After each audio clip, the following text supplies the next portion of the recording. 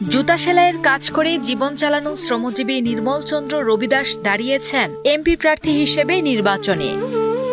পরিবার নিয়ে এই ভাঙাচোরা ঘরেই থাকেন এমপি প্রার্থী। শৈশব থেকেই অভাব ছিল নিত্যসঙ্গী। চিকিৎসার অভাবে দুই ভাই বোনের অকাল মৃত্যু আর বাবার অভাবী সংসারের টানাপোড়েন তাকে অষ্টম শ্রেণীতেই পড়ালেখা ছাড়তে বাধ্য করে। যুক্ত হন জুতা সেলাইয়ের কাজে। এখন এমপি হয়ে গাইবান্ধার অবহেলিত ও নদী ভাঙ্গা মানুষের স্বপ্ন পূরণের সারথি হতে চান এই মানুষটি।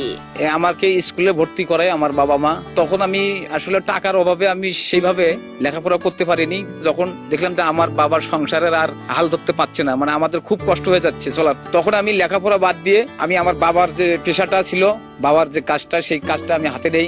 সরকারকে পরিবর্তন দেখছি, কিন্তু আমাদের যে ভাগ্যের পরিবর্তন, এটা আসলে আমরা এখনো পর্যন্ত পাইনি। অন্য প্রার্থীরা যখন ব্যয়বহুল প্রচারণায় ব্যস্ত, নির্মল তখন পায়ে হেঁটে বা কারো মোটরসাইকেলে চড়ে গ্রাম থেকে চরাঞ্চল ঘুরে বেড়াচ্ছেন।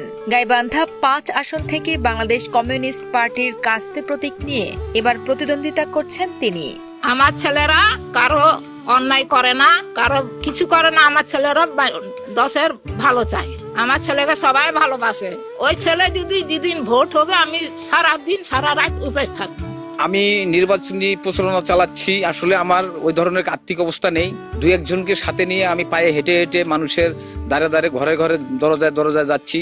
মানুষকে হাত ধরে বলছি যে আমি একজন সব থেকে এই ৫ আসনের গরিব প্রার্থী, অবহেলিত প্রার্থী, আমাকে কাস্তে মার্কায় ভোট দিবেন। নদী পারে ভাঙা ঘরে বাস করা এই এমপি প্রার্থীর প্রধান লক্ষ্য নদী ভাঙ্গন রোধ এবং পিছিয়ে পড়া মানুষের অধিকার আদায়। সাধারণ ভোটাররাও এখন তাকে দেখছেন তাদের জীবন যুদ্ধের এক জীবন্ত প্রতিফলন হিসেবে। উনি এসে গরিব মানুষ, গরিবের বন্ধু হিসেবে তাকে বলা চলে। উনি গরিব মানুষকে বোঝে, গরিবের কষ্ট, দুঃখ কষ্টটা উনি বুঝবে। এই জন্যই আমরা ওই নির্মল কাকাকে কাস্তেমারপুর থেকে সমর্থন করছি। সে সুন্দর প্রকৃত পরিবেশের ছেলে।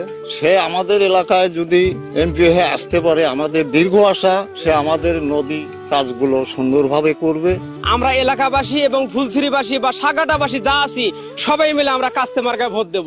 গাইবান্ধা ফুলছড়ি উপজেলার উড়িয়া ইউনিয়নের নদীপাড়ে ভাঙা টিনের ঘরে বসবাস নির্মল চন্দ্র রবিদাসের পরিবারের। বারবার নদী ভাঙনে সর্বস্ব হারানো মানুষের কষ্ট খুব কাছ থেকে দেখছেন বলে জানান এই নেতা। তার বিশ্বাস, রাজনীতি যদি মানুষের পাশে দাঁড়ানোর মাধ্যম হয়, তবে নদী ভাঙ্গন রোধ ও পিছিয়ে পড়া জনগোষ্ঠীর উন্নয়নই হওয়া উচিত প্রধান লক্ষ্য।